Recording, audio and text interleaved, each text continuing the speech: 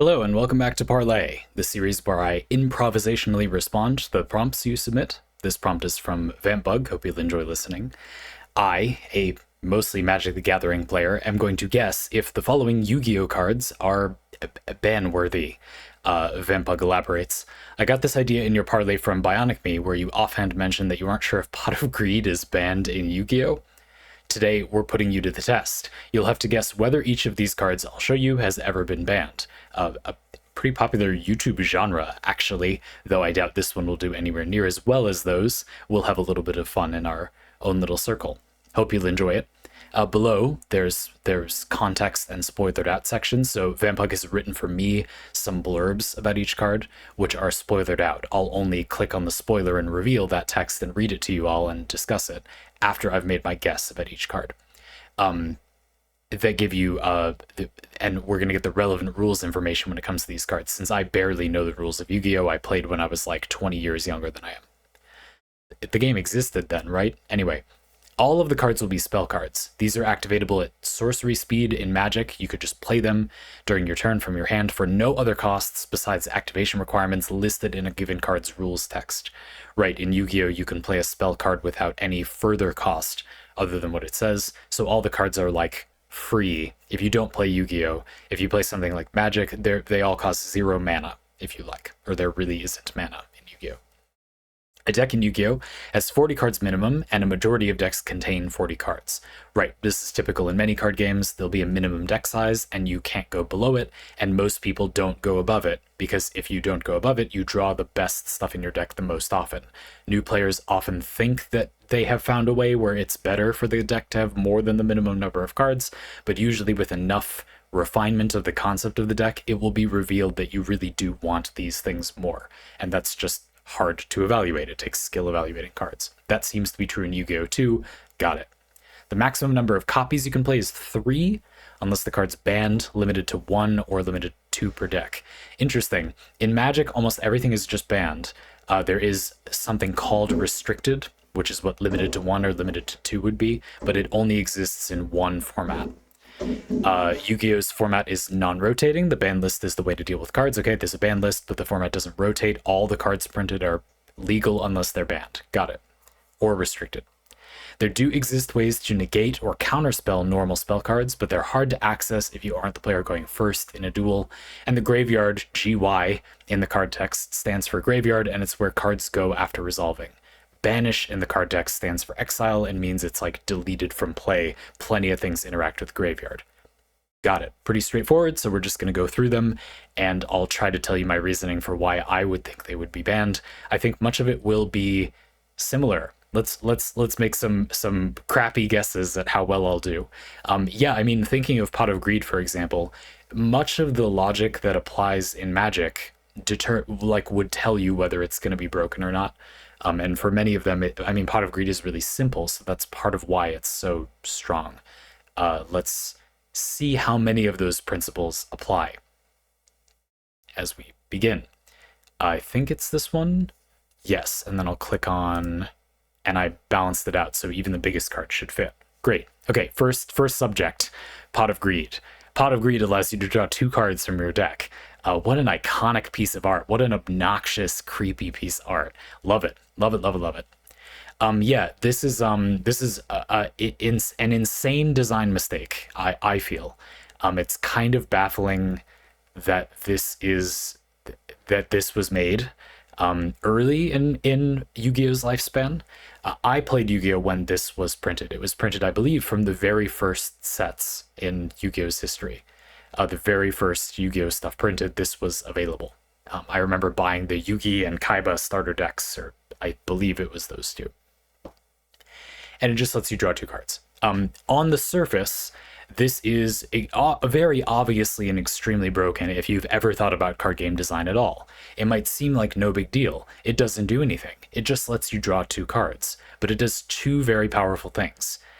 It makes your deck smaller for no cost. You don't have to pay anything to play it, and it makes, when you draw it, your deck go down 2 cards in size.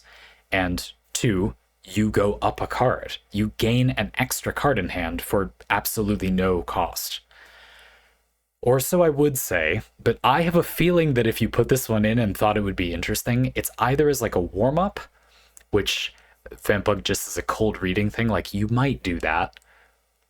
But I also wonder if the reason you put this in here is to be a bit tricksy and to say, yeah, like you would think it would be really broken, but I know that Yu-Gi-Oh, the very little I know about Yu-Gi-Oh is that it can be really fast. You know, in Magic, we do have cards that can let you cycle through your deck, not in this powerful of a way most of the time, but it does exist, and those are not ubiquitous. They're very widely played, but they're not ubiquitous. And they're often when they're not ubiquitous, it's because comboing in the game can be so fast in some formats in Magic, or some decks want to be comboing so fast that having to stop and play the spell card actually does matter in some way. It's a little weird in Yu-Gi-Oh because it literally costs nothing. In Magic, almost no spells cost no mana at all.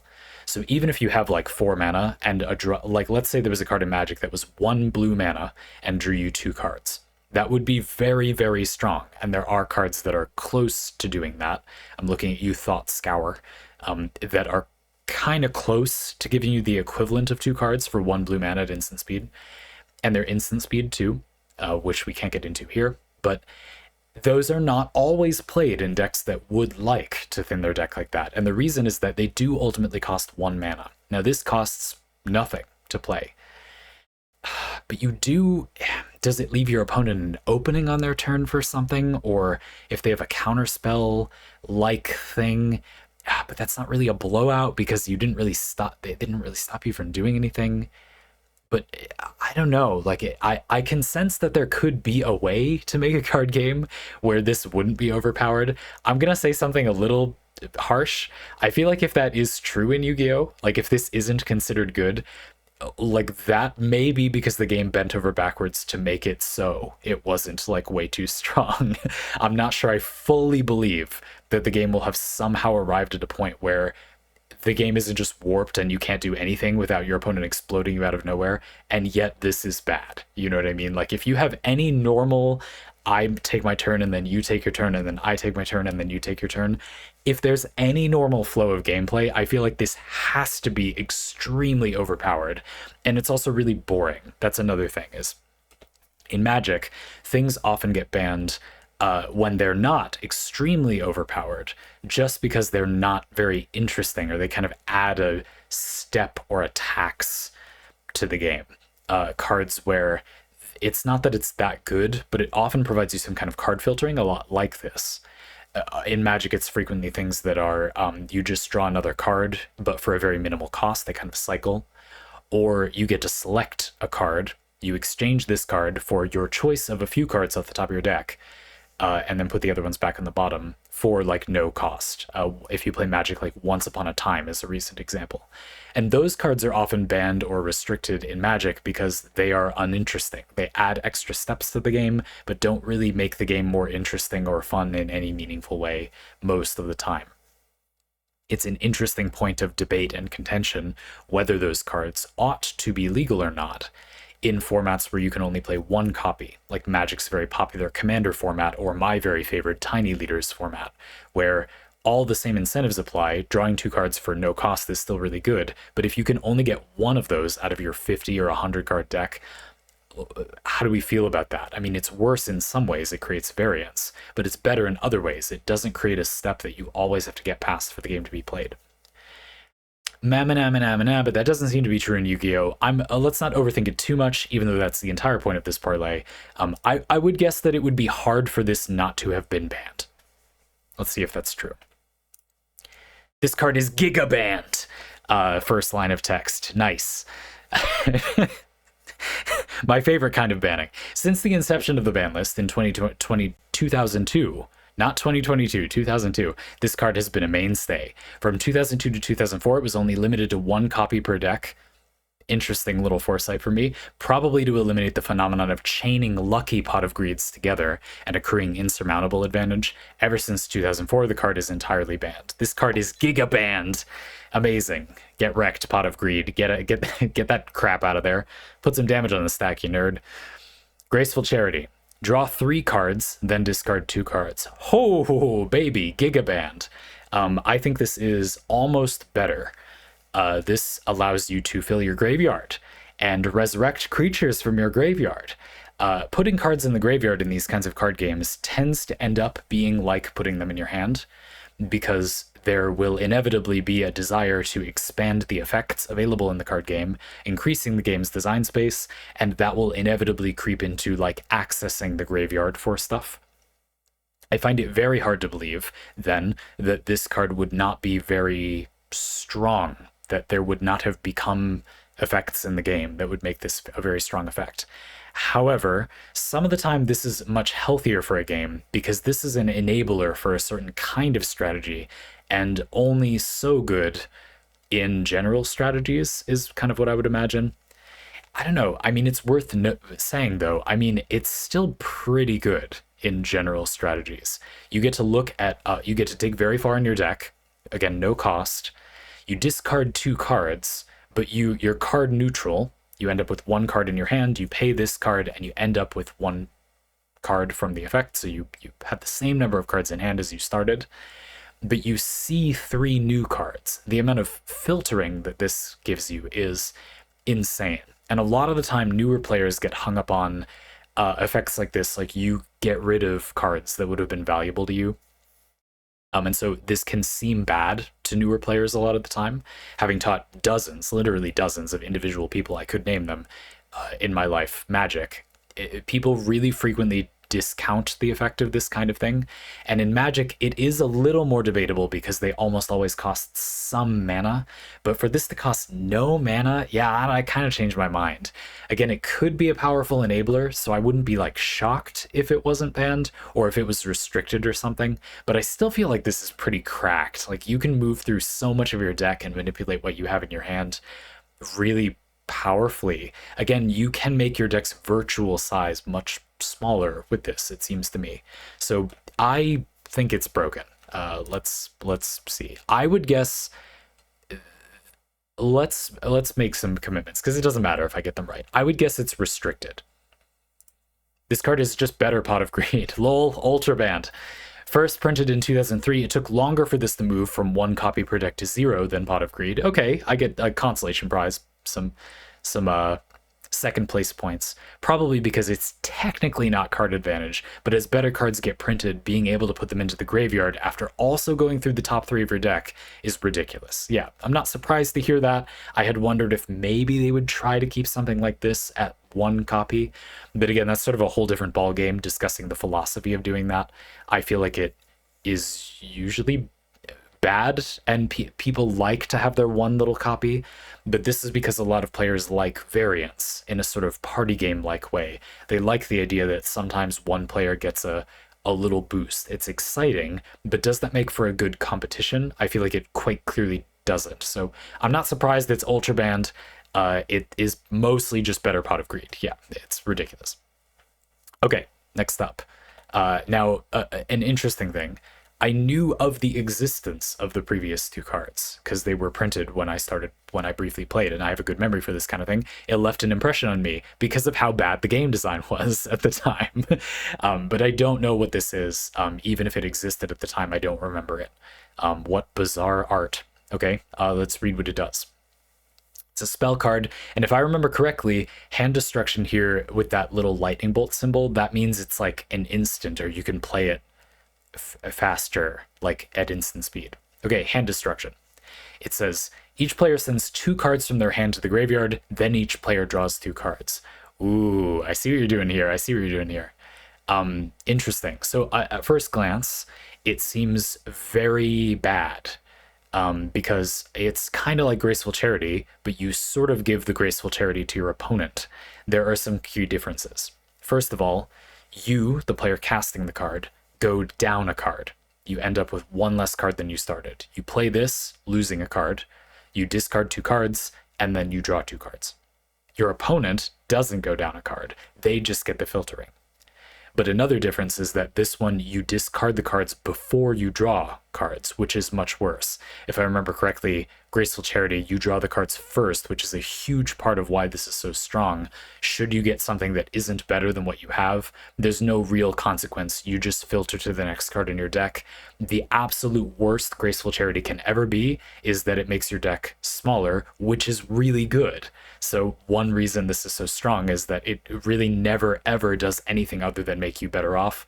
It just might not make you as much better off sometimes. Whereas this, you have to discard cards before you draw the cards. Therefore, you're not sure what you're going to get. That part of the effect means that your opponent may end up being worse off, right? You could say, well, the worse this effect is, the better this card gets, because you impose the effect on your opponent. I don't think that discarding 2 cards and then drawing 2 is a very bad thing for your opponent most of the time. But I mean, if they have a combo they're setting up and their hand size is low, a really common way this kind of effect can be good in Magic is that your opponent's hand is small and they've saved the combo cards they want to use. Or like a common strategy is you'll slow roll your strongest effects. You play a few weaker things you want to get off, but you're fine with your opponent interfering with, and then you wait for that strongest effect to get played. If your opponent does that, you play this, and then they're forced to throw away the good stuff they were saving unless they can play it instantly. And this card itself, I think, is that like instant speed spell effect, which makes that effect much better. You can get that exact timing right. Furthermore, it's starting to sound better, right? They're pulling me back in. Each player discards 2 and then draws 2. I would imagine that this is like in Magic, where you are allowed to cast this if you have no cards in your hand. If you have no cards in your hand, and your opponent slow rolled good stuff, and they have 2 cards, and they're the good cards they were saving in their hand, you have only this in your hand, and you play this, you discard nothing and draw 2, and your opponent discards their 2 good things and draws 2 random cards. This is godlike in that situation. But I don't know. I mean, it does require some setup. It still seems pretty ban-worthy to me. I don't know. Maybe it's like fine if it's restricted. I'm gonna go restricted again. Magic doesn't really use this that much, so I also want to break into new territory. I could see this being an okay piece of counterplay sometimes. So maybe, but I feel like it's pretty like but you have to set it up. If you set up the conditions, then it's really good. But that's how cards work. That cards can just be good. I'm gonna say restricted. Let's I'm enjoying this. It's exciting to see what yeah.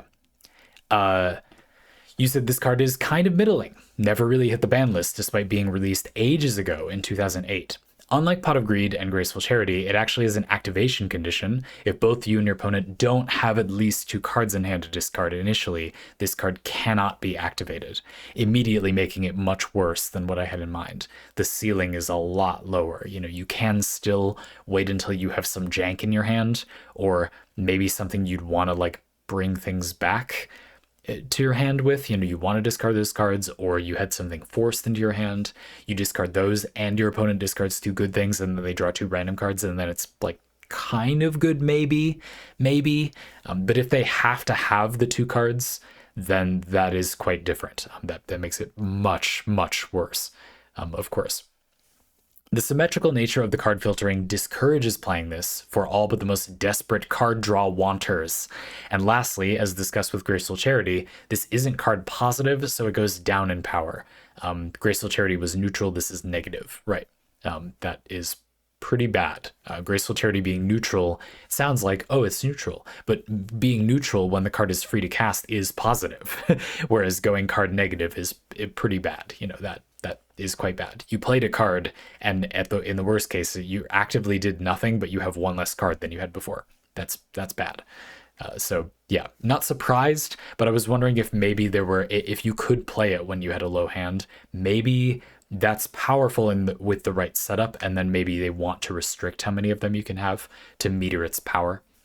But yeah, I can see that if you need to have at least 2. Would I have thought that would mean, I don't know. I feel like in Magic that might still be quite strong. So that I do think that's like one of the fun things about this, right, is like where the places where we see a difference from what it would be like in Magic.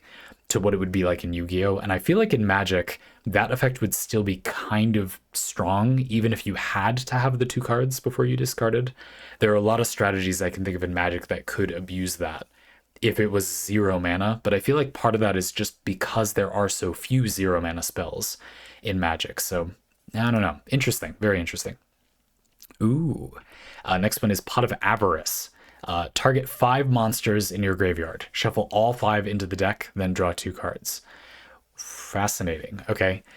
So it's Pot of Greed, but to use it, you need to. I'm gonna assume that, like before, you need 5 monsters in your graveyard. You can't have 4, and then it's not you put at least 5 or up to 5, as many as you can. You have to have 5 monsters in your graveyard. 5 monster cards. You shuffle all 5 into the deck, and then draw 2 cards. Okay, so a big restriction on the surface. You can't do anything with this unless you have a lot of monsters in your graveyard. But if you do, it's Pot of Greed, which is like mega cracked, like the most broken thing of all time, if you have time to play it. This one, you remember with Pot of Greed, I was saying the only way I see Pot of Greed not being banned would be like if the game is so fast that you don't have time to play it, basically. This one, I smell... What's that? What's that smell I smell? I smell power creep. This might be slow enough that it's surprisingly bad, even though it's Pot of Greed, if you have the monsters. Also, I think it's worth looking at that you shuffle 5 monsters in your graveyard into your deck. That's probably usually bad, I would imagine. In Magic, that would usually be quite bad. You'd want them in there.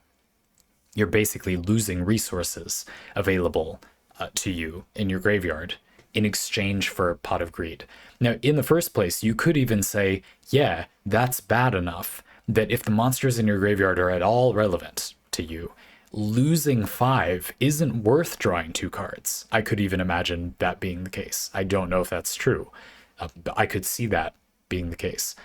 In Magic, I would say there's an interesting dichotomy. I mentioned Thought Scour early. Thought Scour is a Magic card that costs 1 blue mana, so it does cost the smallest amount, but a little bit to cast. And you draw a card when you play it, so it replaces itself, and then you take 2 cards from the top of your deck and put them in your graveyard.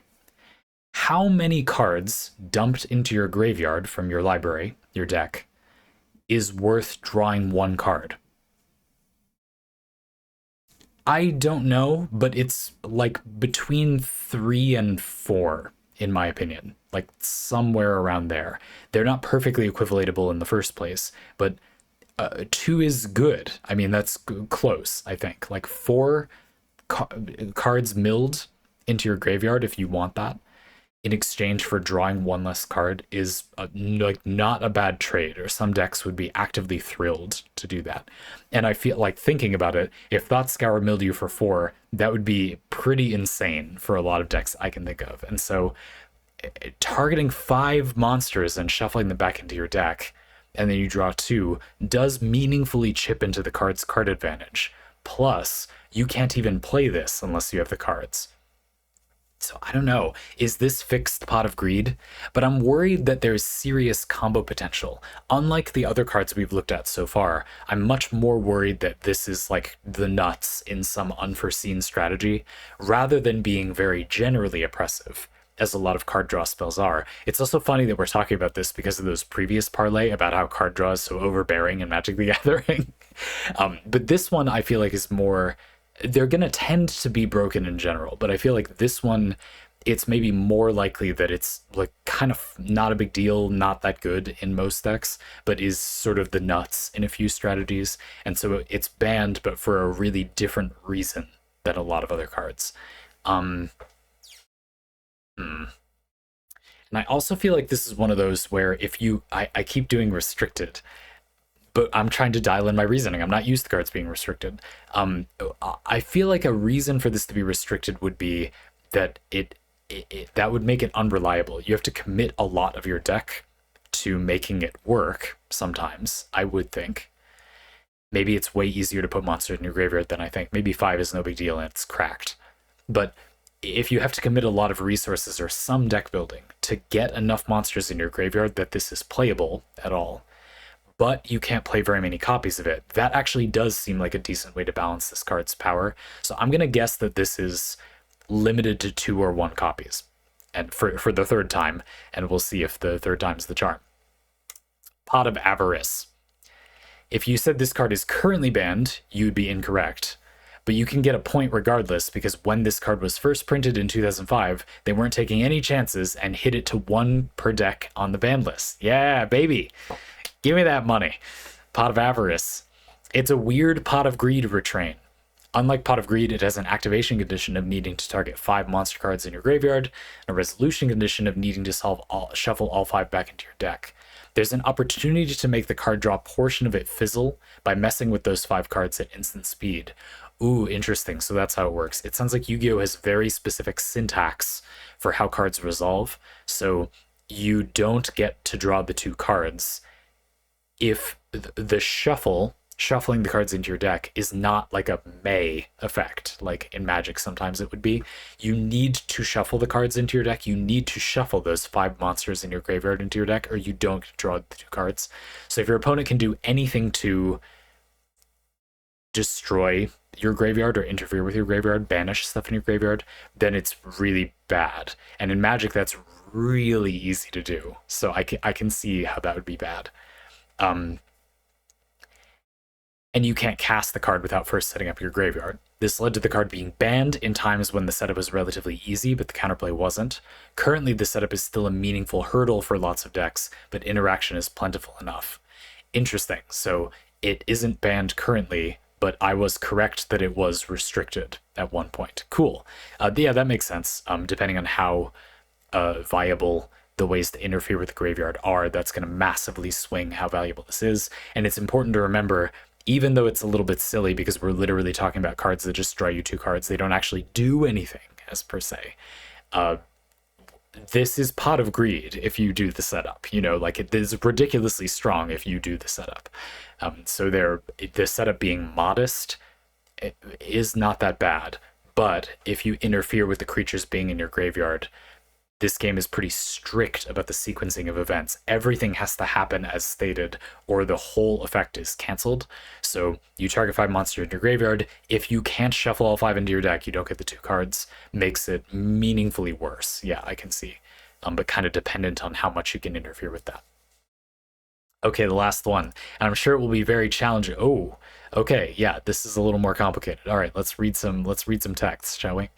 Sekka's Light. If you have no spells or traps in your graveyard, draw 2 cards. Also, for the rest of this duel, oh god, after you activate this card, you cannot activate spell or trap or card effects except for Sekka's Light. You can banish this card from your graveyard, reveal 1 monster in your hand, shuffle it into the deck, then draw 1 card. You can only use each effective Sekka's Light once per turn. Okay, there's a lot going on. It's a good thing we have a good amount of time left in the parlay. Whoa. All right, so first of all, it's pretty clear why this is here. It's a spell card, and if you have no spell cards or trap cards in your graveyard, you draw 2 cards. It's Pot of Greed. But when it resolves, also for the rest of this duel, after you activate it, you can't activate spell or trap card effects except for other Sekka's Light effects. Evidently, this isn't restricted then, because or maybe it is, and it's just awkward because that would be sort of pointless otherwise. So let's analyze that first part first. It's Pot of Greed, but we're getting a bit intense with the restrictions. You have to have no spells or traps whatsoever in your graveyard, which for the most part means you can't have played spells or traps at all during the duel. And note that although you are allowed to play Sekka's Light cards, it sounds like you can't even have a Sekka's Light card in your graveyard. Now we're getting to it, but that second effect does let you remove these from your graveyard only once per turn. So yeah, anyway, it's Pot of Greed, but you can't have played any spells or traps, basically, and you can't play any others. How good of a deck can you make in Yu-Gi-Oh! That's just monsters? I don't know if you know about the variety of monster cards in Yu-Gi-Oh! I do, but I don't, Good lord, there is a large number of different monster cards. You think that this is a game where you play a monster and then you defend it with spells and traps? No, that is not what this is. We're not going to do that. Like, that is not what we're sitting down to do. Is my understanding of current Yu-Gi-Oh! Is that it's like monster card combo city. Maybe it's surprisingly not that bad to just like not play any other spells or traps. I feel like that sounds really bad though. They just have to not be in your graveyard. Maybe there's a substantial number of them that heat themselves out of your graveyard somehow. But no. But after you play it, you literally can't activate other spell or trap effects except for other Sekka's Lights. Okay, so your deck is literally 3 Sekka's Lights and let's just imagine literally no other spell or trap cards. I don't know if there's a way around that, but let's just say that was the case. That's rough. I feel like that would normally be quite rough. Well, I don't know. I mean, if they banned all the Pot of Greed variants, maybe it's not that bad. Okay, let's look at the other part. It does more stuff. And this is good because it's restricting you from playing other spells and traps. It gives you some more gas. You can kind of play off this one card for a little longer. You play it, you get Pot of Greed. You have to have no other spells and traps in your deck, more or less. But also, when it's in your graveyard, you can banish it from your graveyard. So you delete it from existence from your graveyard. Reveal one monster in your hand, shuffle it, and then draw a card. You can like recycle or mulligan monster cards, which I would imagine you would want to do because it doesn't allow you to play basically anything but monster cards. Interesting. Now, and of course that sets up its own effect. You do kind of need to be using that to keep drawing with Sekka's Light effects. Interesting. Another thought I had is that this might be made much stronger if you had a monster that got you back a spell card, because it doesn't let you play any other spells or traps other than Sekka's Lights, and you can't have spells or traps in your graveyard when you use it. So not only would a monster card that lets you take this back from your graveyard allow you to play more spell cards, because you get back a Sekka's Light, the only spell card you can play, it also means that you can get the Sekka's Light card out of your graveyard without needing to use the banish it to recycle a monster card effect if you don't need it yet. So I could see a deck where you spam the hell out of this and it's very good, but I still feel like that is pretty... that the deck building restriction thing tends to be bad in these kinds of games. The thing about Yu-Gi-Oh! Is it's weird, right? The card pool is massive. So in a way, you think, well, it's really bad to restrict yourself from all spells and traps. But by the very same token, there's a ton of monster cards. So you're restricted less, but also more. How delightful. I don't know. I mean, it seems kind of fine, maybe, but I also feel like I could easily see if it was banned, it's going to be that there's some stupid monster-based deck where you can reuse this over and over again, I would guess.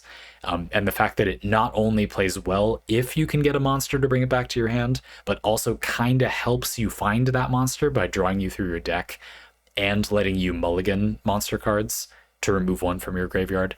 I could see that going over the top, for sure. I'm gonna say not banned though. I would not be surprised if it was. I would be surprised if it was restricted, because this sort of the whole point of this card is that you can't play things but it, sort of. So I don't think it would be restricted. Let's see. The spoiler for this is shorter than Hand Destruction or Pot of Avarice, so I'm getting a little worried, but let's take a look. This card isn't outright banned anywhere. Big money. Released in 2018, this card was hit on the global 2020 banned list to 1 copy per deck, but was never touched in the Asian territories banned list. Yes. It's got a cool deck building restriction. Admittedly, the thing you lose from not being able to use spell and trap cards in the modern game is nebulous. Some archetypes and deck strategies can kind of get away with it, lots more can't. You get a point if you want for this one, I guess. Thank you for the parlay. What do you... I thought I win. No, I do get a point. Leave me alone. What do you mean I get a point for that for this one, I guess? I totally got it right. I think I got 3, sort of, 2.5 out of 5. In a way harder than I expected. You know, it's interesting to see how Like, for a lot of them, it is really obvious, but for many of them, it's due to the rules of Yu-Gi-Oh! Like, Hand Destruction and Pot of Avarice are significantly worse than I thought they were, because you can kind of fizzle them or make them impossible to cast. You can't Hand Destruction unless both players have 2 cards. Didn't know that. In Magic, generally, if it said discard 2 and draw 2, that would be fine. But if it said discard 2 cards, draw 2 cards, that would mean the discard 2 is a cost.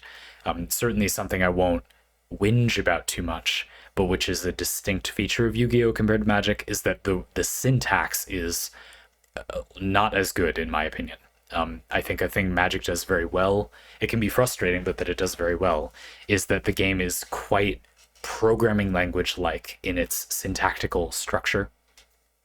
If a card words the thing this way, like programming code being executed, it largely just does the thing in that way, and things are worded almost the same way almost all of the time across like a impressive amount of the game's history. In Yu-Gi-Oh! It seems to me that this is not the case. That might be wrong, but that's how it feels to me when I've read Yu-Gi-Oh! Cards in the past. And that definitely came up in this parlay. It's not things that are that foreign, though, to Magic the Gathering. The idea that you can kind of fizzle a spell or make an effect not work in the way you would expect it to, it definitely does come up in Magic. For example, there's a really common situation that always gets newer players with a notorious creature in Magic called Tarmogoyf.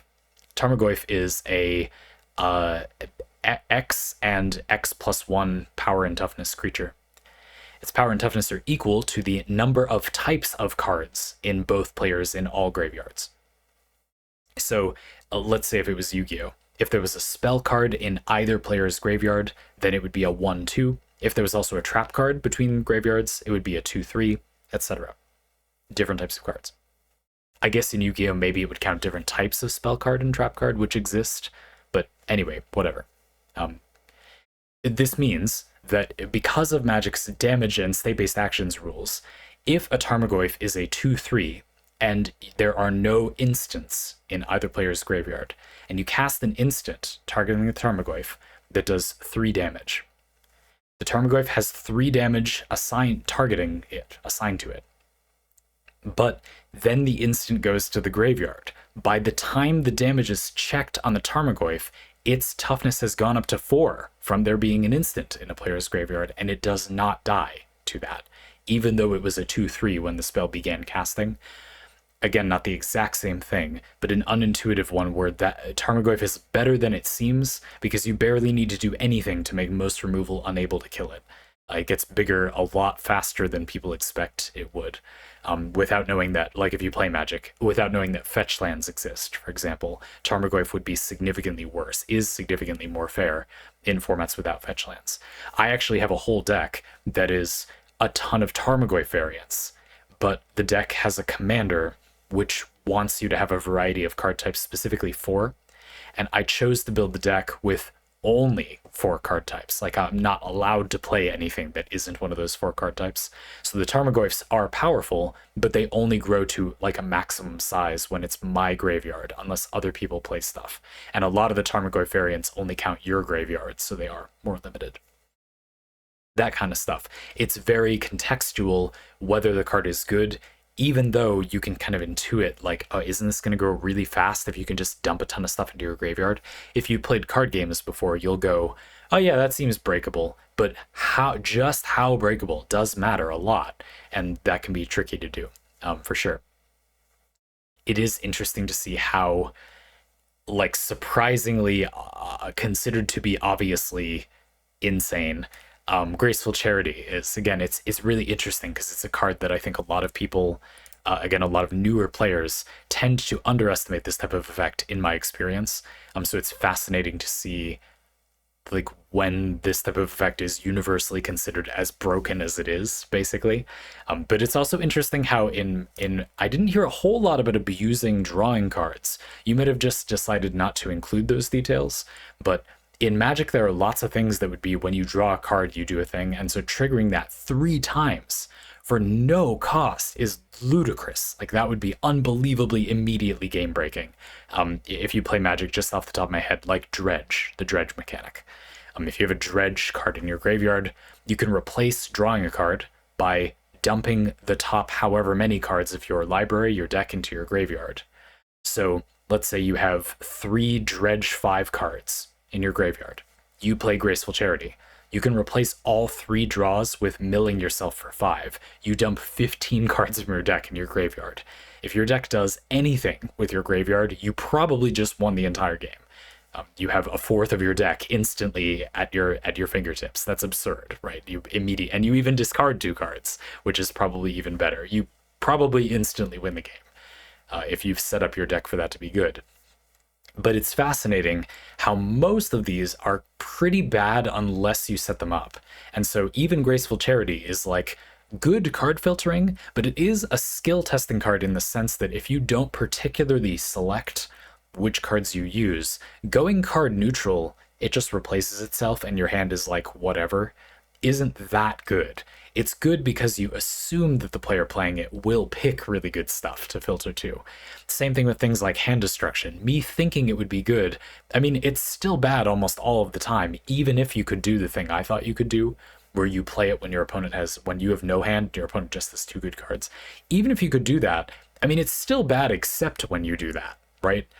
Pot of Avarice, if you just put it in some random deck, you mostly won't be able to use it ever. You know, you could put it in a random deck that didn't play for it, that would probably just not get to cast it that often. You know, it's interesting how bad a lot of these are, and yet they're still broken a lot of the time, you know? I think that is fascinating. That they restricted Pot of Avarice immediately is also really interesting to me, because it causes you to need 5 monsters in your graveyard. In a way, a weird thing about this one is that it kind of gets weaker if you play more copies in your deck, because you're less likely, if you draw a second copy, it's often disastrous because you will have disabled your ability to use it. At the same time, it draws you more cards, more monster cards to target. But it also draws you more cards. It draws you into your other copies of Pot of Avarice faster as well. So this is a weird one to me. I really like this design personally.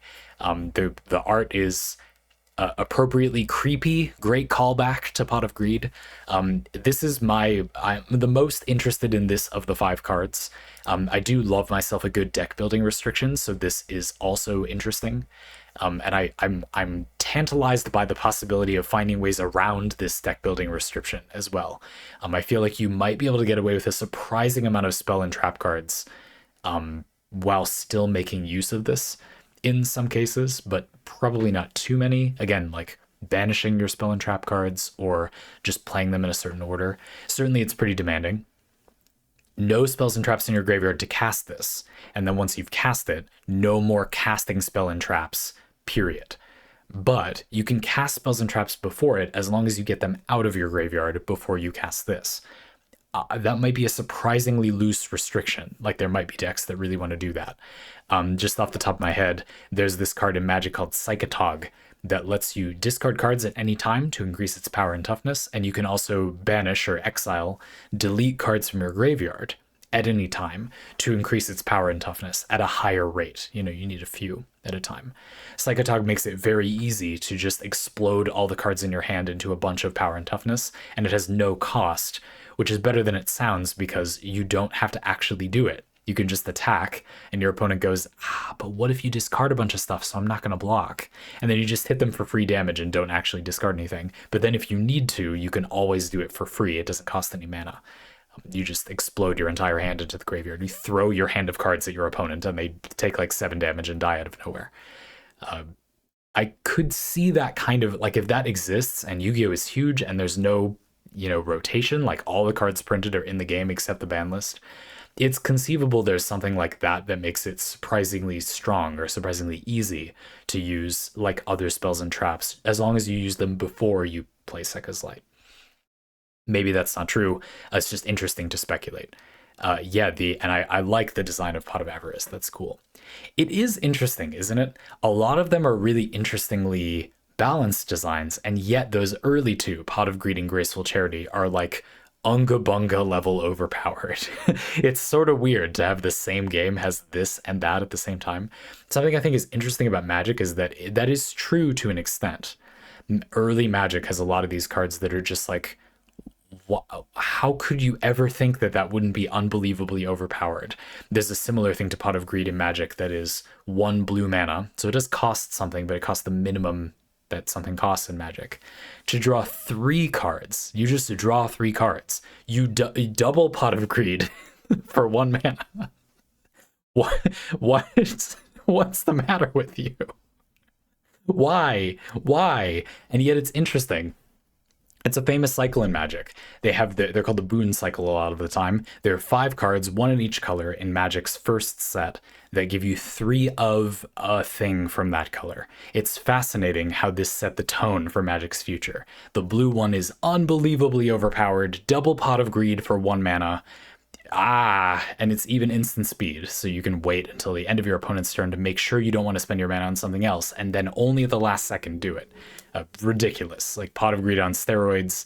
Magic has mana, so it's inherently barely a little bit more balanced, but it's not at all. It's unbelievably broken. It's very hard to lose a game of Magic if you can be rifling through your deck at lightning speed like that.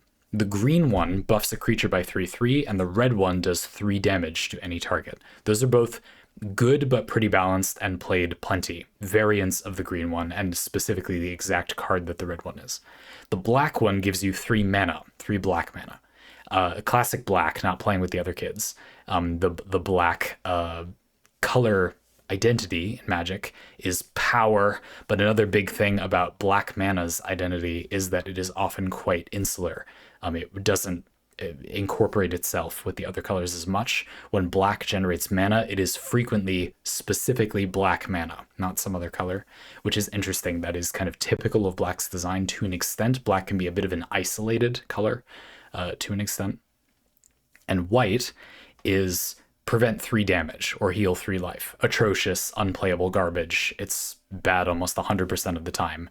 You can actively lose the game playing this card, which white has been underpowered for much of Magic's history. So it's fascinating to see how that's played out.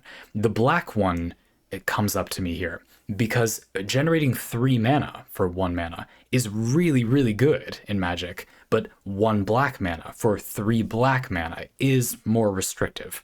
And that has been a really interesting for a set that also contained a card that you pay 1 blue mana to do 2 Pot of Greeds. It's a much more insightful design, I guess is what I'm trying to say. What I find fascinating about these is that they show us, I think, that we have perspective on these cards being good and bad because we have these card games, and that the person who made those original cards isn't a total moron like they honestly seem like they are for making a card that is just ubiquitous in every deck in existence. Pot of Greed or Ancestral Vision is the draw 3 for 1 blue mana thing. No, it's just that they lacked perspective. They were inventing that perspective. It is a little weird to me that Magic, which made the mistake like 10 years before Pot of Greed was coming out in Yu-Gi-Oh!, then Yu-Gi-Oh! Just like still did that. Like that is sort of odd to me. In Magic, I feel like I have a little more sympathy. It does at least cost 1 mana, I guess, and you could say like the cards you were drawing in 1993 Magic the Gathering were worse, I guess. So maybe it's fine, but there were infinite combos too. So there were 2-card combos that you just win the game immediately. So I'm not sure that's really that fair of an argument. And again, Yu-Gi-Oh! Had 10 years to notice that is broken and then just not do it. But then it did, and in many ways the Yu-Gi-Oh! One is more overpowered. So I don't know. It's a strange situation. I both have a lot of sympathy. It's kind of interesting to see how that early start evolved over time, and we can see designs I think are pretty insightful, like Pot of Avarice, that come from really blatantly terrible designs like Pot of Greed. That's interesting. But then also it's interesting how like there were examples of these effects being broken in similar enough card games, so I don't really understand why Yu-Gi-Oh! Thought it would not be broken to make Pot of Greed.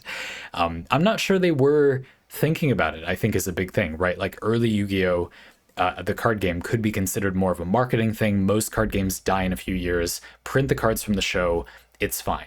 And for the show, for pacing, designing a card game for a TV show, for an anime, is not the same thing as designing a card game to be actually played. So, okay, and then when the game was like actually an institution and people kept playing it, the developers went, yeah, we should probably like make the game design good. And then I don't know if they did that, but certainly some of these designs, it's like, okay, that's smarter, that makes more sense. I particularly liked vampbug that you showed us 3 cards that are Pot of Greed variants, kind of. That was just really neat. So thank you, it was a lot of fun. I'll say I got 2.5 out of 5 points. Interesting. Thanks for the parlay. If you want to submit any parlay you want to, folks, I'd love to have you. You can do that using a link in the description. Submit whatever the hell you want. I'm sure it'll be a great time. Looking forward to the next one.